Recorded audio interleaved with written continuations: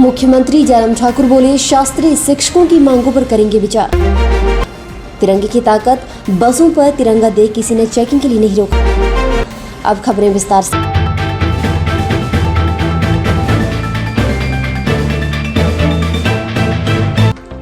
इग्नू से पढ़ाई करने वाले अनुसूचित जाति और अनुसूचित जनजाति के विद्यार्थियों को पढ़ाई करने के लिए अब ज्यादा पैसे खर्च नहीं करने पड़ेंगे। इग्नू ने फीस सपोर्ट स्कीम में बड़ा बदलाव किया है।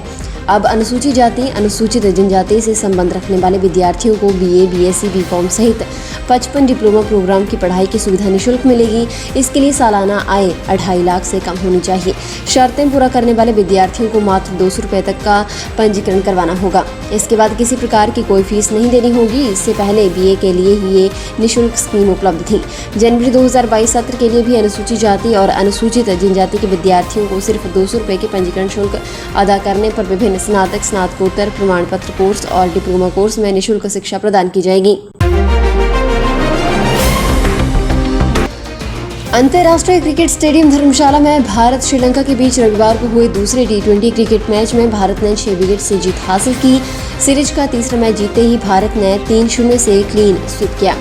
धौलाधार की हसीन वादियों में बने स्टेडियम में भारत के श्रेयस अय्यर का बल्ला खूब चला। उन्होंने सर्वाधिक 73 रन बनाए।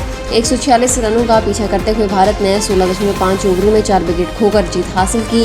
हालांकि धर्मशाला में हुए दोनों मैचों में कप्तान रोहित शर्मा का बल्ला खामोशी रहा। यहां 2 मैचों में रोहित ने मात्र 9 रन बनाए। भारत की जीत दिलाने वाले श्रेयस अय्यर को प्लेयर ऑफ द मैच और player of the series award दिया गया।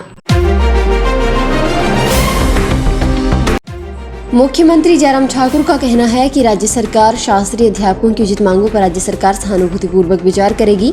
उन्होंने दैनिक वार्तालाप में सरल संस्कृत के उपयोग को प्रोत्साहित करने के लिए संस्कृत भारती के प्रयासों की भी सराहना की। रविवार को शिमला से संस्कृत भारती के क्षेत्रीय सम्मेलन को वर्चुअल माध्यम से संबोधित करते हुए कहा कि संस्कृत हमारे देश की समृद्ध सांस्कृतिक धरोहर का आधार है और संस्कृत भाषा को बढ़ावा देने और प्रचारित करने के लिए कदम उठाए जाने चाहिए। हिमाचल प्रदेश में वाहनों की तेज रफ्तारी, लापरवाही, गलत ओवरटेक और नशे में ड्राइविंग से 95% सड़क हादसे हो रहे हैं। हर साल प्रदेश में औसतन 3000 सड़क हादसे हो रहे हैं। इनमें करीब 1200 लोगों की जान जा रही है और 5000 लोग अस्पताल पहुंच रहे हैं। रविवार को हिमाचल प्रदेश लोक प्रशासन संस्थान मशोबरा में परिवहन विभाग के सड़क सुरक्षा जागरूकता अभियान में लोक समूहों की भूमिका पर एक दिवसीय कार्यशाला में परिवहन मंत्री बिक्रम सिंह ठाकुर ने ये जानकारी दी।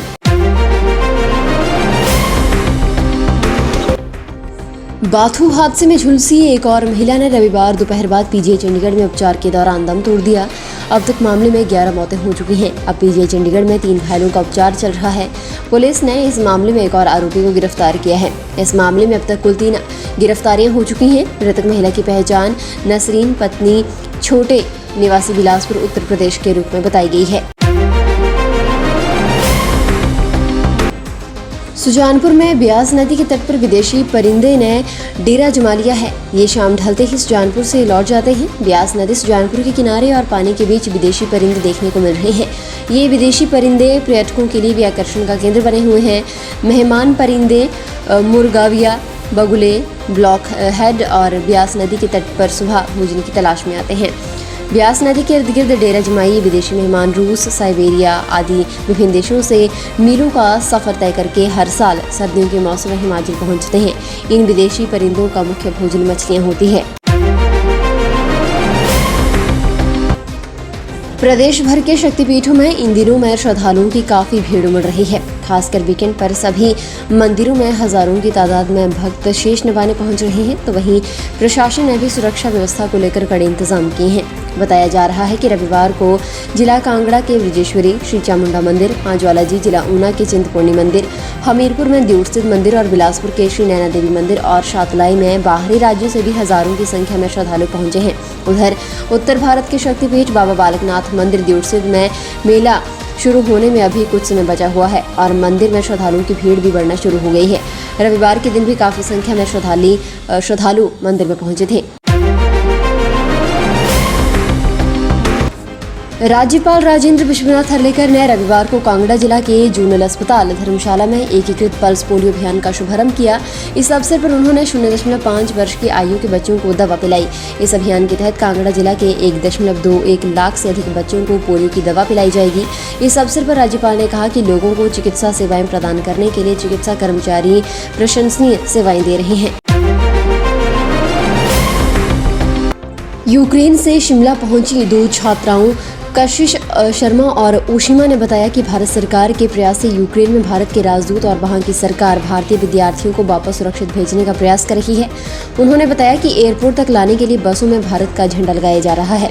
झंडा लगाने के बाद बसों को वहां की सेना भी चेकिंग के लिए नहीं रोक रही है। तिरंगा देखने के बाद प्राथमिकता के आधार पर विद्यार्थियों को निकाला जा रहा है। वे एयर इंडिया की फ्लाइट से दिल्ली पहुंची और रविवार देर शाम लग्जरी बस से शिमला पहुंची। शिमला में उन्होंने वहां का अनुभव साझा किया और कहा कि यूक्रेन के बुकोवेरियन स्टेट यूनिवर्सिटी में MBBS की प्रशिक्षु है, लेकिन उस क्षेत्र में हालात अब खराब नहीं है। हिमाचल प्रदेश में क्रिप्टो करेंसी से करोड़ रुपए के लेन देन की ठगी की शिकायतें आए दिन देखने को मिल रही हैं। जिला मंडी के उपमंडल बलह में भी क्रिप्टो करेंसी को लेकर धोखाधड़ी करने का मामला सामने आया है। नागचला निवासी मनोज कुमार ने थाना बलह में शिकायत दर्ज करवाई है। उन्होंने अगस्त 2020 में पवन सांख्याना और सुशील जरियाल के पास क्रिप्टो करेंसी की ओनिक्स ट्रेडिंग कंपनी OFStrading.com में पैसा इन्वेस्ट किया था, जिसमें उपरोक्त दोनों व्यक्तियों ने वादा किया था कि आपका पैसा इसमें सुरक्षित होगा और यदि कंपनी फेल भी हो जाती है तो आपका अमाउंट वापस हो जाएगा। मनोज कुमार का कहना है कि जिस पर उन्होंने अन्य लोगों का लगभग 15 से 20 करोड़ इसमें इन्वेस्ट करवा डाला। अब ये दोनों वीरेंद्र और प्रदीप सिंह, जो इस कंपनी के हेड हैं, पैसा वापस करने में आनाकानी कर रहे हैं, तो वहीं लोग उनसे अपना पैसा वापस मांग रहे हैं। फिलहाल के लिए बस इतना ही और बड़ी खबरों के लिए बने रहें न्यूज़ सुपर भारत के साथ।